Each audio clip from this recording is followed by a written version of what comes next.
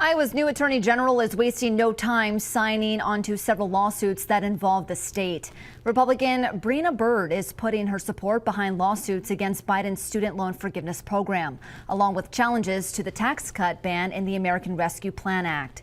Byrd says the state was already part of these suits, but former Democratic Attorney General Tom Miller refused to represent and support Iowa in the cases.